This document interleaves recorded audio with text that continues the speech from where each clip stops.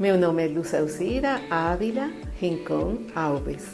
Eu sou enfermeira de formação e gestora do curso de graduação em enfermagem da Universidade Municipal de São Caetano do Sul.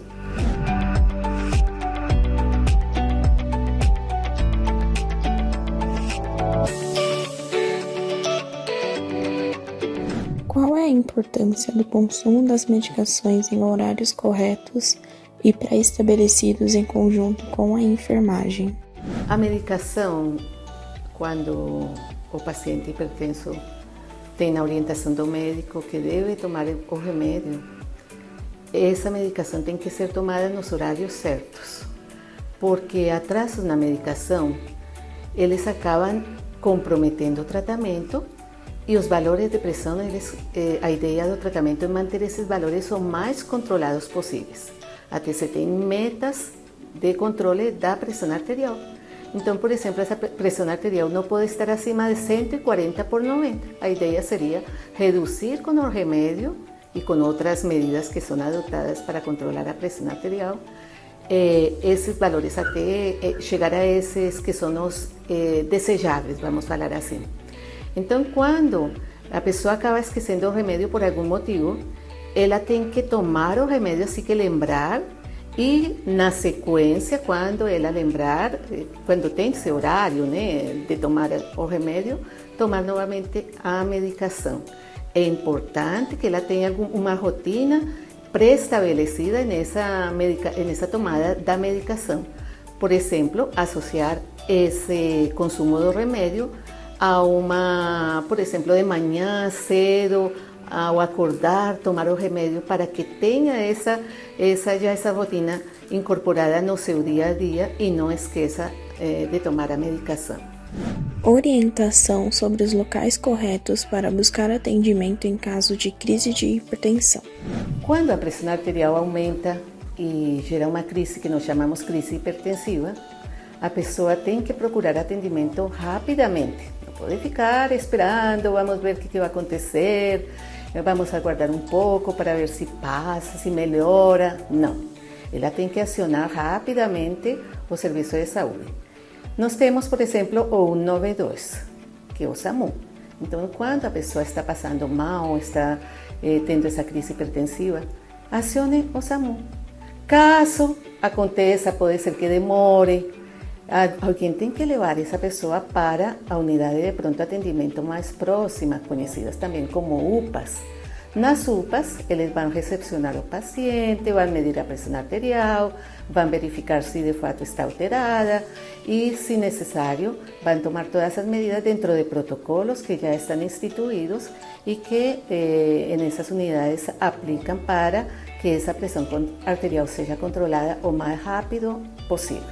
Locais indicados para controle pressórico diário e a relevância de ter esse controle.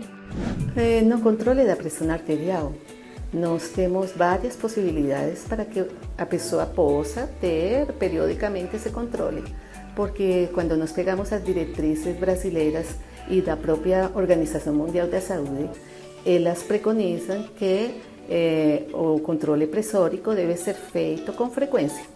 Inclusive tem até orientações bem claras quanto a isso.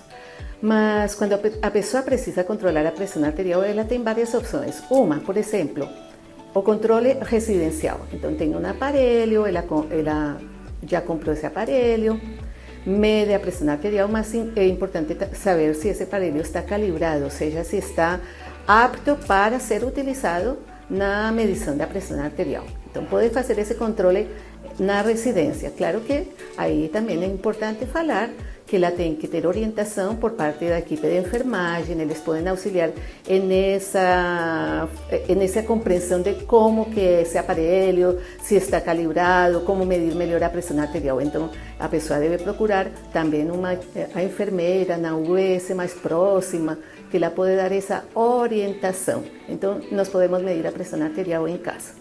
Também nas farmácias eles também têm até equipamentos disponibilizados para medir a pressão arterial. Mas também um local que é bem importante, que é a unidade básica de saúde mais próxima à moradia da pessoa. Então lá as equipes de enfermagem, que são compostas por técnicos de enfermagem, por enfermeiros, eles medem a pressão arterial. A pessoa chega, solicita, fala que ela quer saber sua pressão arterial, medem a pressão arterial, orientam quanto a como ela tem que chegar, vão orientar, por exemplo, que ela tem que ficar 5 minutinhos aguardando até relaxar um pouco, perguntam para ela se ela já tomou alguma bebida alcoólica, ou café, ou fumou, porque se a gente fuma, consome bebida alcoólica ou tomou café, tem que esperar no mínimo 30 minutinhos para poder medir a pressão arterial de forma correta. Então são locais que as pessoas podem procurar para medir sua pressão arterial e saber se ela se encontra dentro desses limites de normalidade. Onde armazenar corretamente os medicamentos? Os medicamentos, eles precisam ser armazenados adequadamente. Na nossa prática como enfermeiras, encontramos muitas vezes que as pessoas guardam os medicamentos na cozinha, no armário da cozinha. E esse é o pior local para guardar os medicamentos. Por quê? Porque eles precisam ser armazenados em um local adequado. Então, a cozinha é um local muito úmido, né? Então, por isso que eles não podem ficar no armário da cozinha. Eles têm que ficar armazenados em um local que seja acessível e que esteja, que a pessoa, ao observar onde esses medicamentos estão, lembre até de tomar o medicamento. Então, por isso que eles não podem ser armazenados. É mais fácil falar onde não armazenar, né? Então, por exemplo, não podem ser armazenados no banheiro, porque o banheiro também é um local úmido. Não podem ser armazenados no armário, como já mencionei, da cozinha. O ideal seria, por exemplo, no quarto, deixar esses remédios próximos da cabeceira, de maneira que ela lembre ao acordar que tem que tomar o remédio ou de acordo com a prescrição médica, porque muitas vezes é orientado para tomar à noite. Então, quando vai deitar, o remédio está aí fácil para ela pegar e consumir. E uma coisa importante na armazenagem dos remédios, deixar fora do alcance das crianças, porque isso é muito importante. Para a criança, essa caixinha chama atenção, elas são muito curiosas e pode ser um risco para elas. Políticas públicas e programas para controle de hipertensão. O Brasil é um país que tem um sistema que é inclusive referência no mundo. É o Sistema Único de Saúde. É um país que tem um componente preventivo muito importante. A partir desse componente preventivo, todas as políticas públicas então estão direcionadas para reduzir o risco de doenças crônicas como a hipertensão. Então, por exemplo, nós temos políticas direcionadas a reduzir o consumo de gorduras trans. Quando a Agência Nacional de Vigilância Sanitária e outros órgãos reguladores fiscalizam essa indústria que produz alimentos, elas estão trabalhando na redução da hipertensão arterial. Mas não paramos por aí. Por exemplo, nós temos um programa que está instituído nas unidades de saúde do Sistema Único de Saúde, desde a atenção primária até níveis de atenção terciária, que é o programa que acompanha os hipertensos e os diabéticos, porque hipertensão e diabetes, elas caminham junto. Então, quando nós estamos trabalhando na hipertensão, nós estamos falando de um programa, por exemplo, de atenção básica, que chama o Hiperdia. É o programa de prevenção e controle da hipertensão e do diabetes.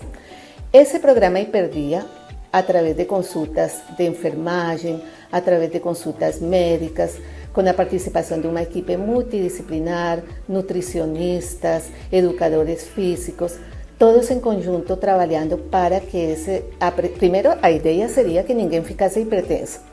Mas quando a hipertensão acontece, o intuito desse programa Hiperdia é manter esses pacientes que estão hipertensos com controles contínuos e consultas de rotina, monitorizados, de maneira que esses valores de pressão arterial sejam controlados. Esse programa Hiperdia, além das consultas médicas, oferece remédios de forma gratuita que são dispensados nas farmácias, que também é outro programa associado ao programa de Hiperdia, porque se não se tem o tratamento, não se garante o que o SUS preconiza, que é a integralidade do cuidado.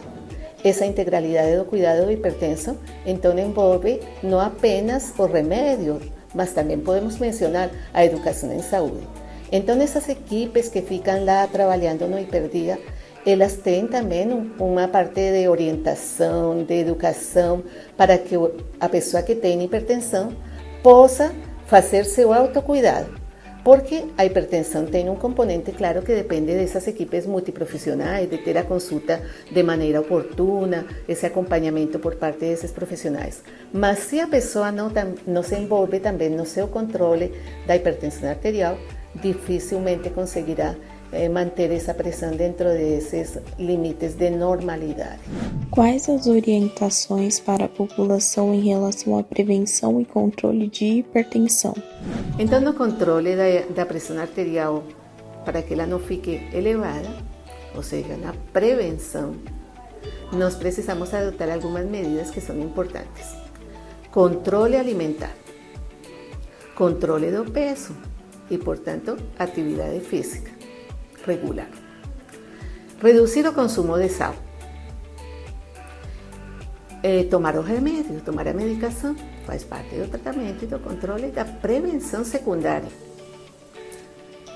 Também é importante o controle do estresse. Isso significa também dormir bem, ter um sono de qualidade. E evitar o consumo de bebidas alcoólicas, assim como do cigarro, porque eles aumentam o risco de hipertensão e, quando se é hipertenso, complicações da hipertensão arterial também. Será que falta alguma? Uma equipe que acompanha os hipertensos é a equipe da Estratégia de Saúde da Família. Essa equipe tem enfermeiro, tem médico, tem auxiliares e técnicos de enfermagem e agentes comunitários de saúde. Então, eles podem também fazer esse acompanhamento da pressão arterial e saber se ela está normal e quando, por exemplo, é identificado que o paciente está com a pressão alterada, encaminhar para a unidade de referência dessas equipes. Então, é muito importante o trabalho que eles fazem nesse controle dos pacientes hipertensos.